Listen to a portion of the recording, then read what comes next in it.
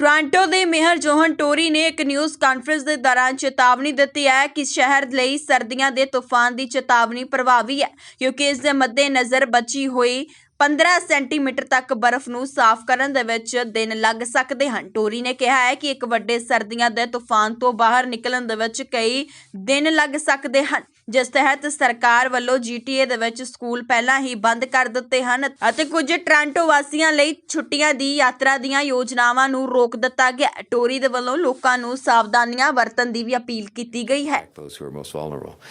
The latest understanding we have from Environment and Climate Change Canada is while it's raining this morning, the rain is expected to turn to snow in the next few hours, perhaps as early as even 9 o'clock. And conditions are expected to get much worse this afternoon and this evening. We're here to provide an update on the city's snow clearing and salting operations across Toronto, and Mr. Tanner, of course, to answer any questions with respect to how we're trying to shelter our most vulnerable.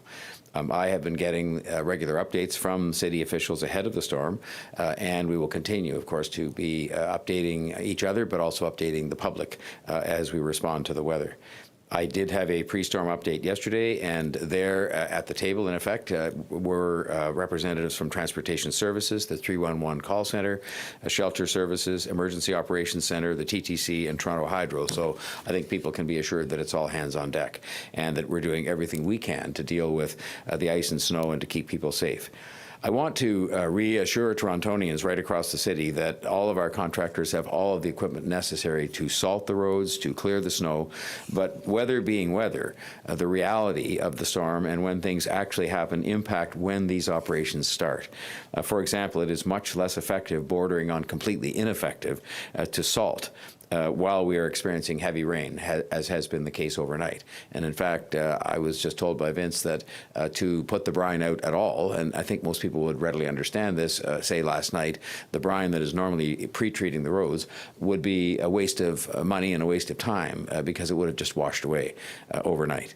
Similarly, for obvious practical reasons, we have an amount of actual snowfall which will trigger the plowing operations to begin, as Vince said yesterday, and I'm sure he will reiterate right after me. The crews are ready, but there's a time specified in the protocols adopted with respect to snow clearing for when those operations would actually begin. Also, I think people should be on notice with this storm if it meets up to the expectations that have been created for it by the weather forecasters. The clearing of the snow, for a variety of reasons, people again I think will understand if they think about it a bit, will likely be a multi-day event. And that is not because there won't be passes made through the different neighborhoods and on the arterial streets right away when the minimum threshold is reached, but rather with the winds that are expected. For example, if the snow is light and the winds are as projected, the snow will blow back onto the streets and will require the plowing to be done again. And so obviously when one round finishes, the next one begins, and so that's why it can take longer than just one pass of people's homes or businesses.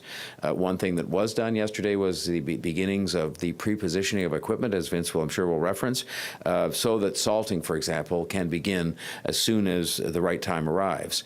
And the same with tackling the snow when it arrives, as it's expected to do. So people will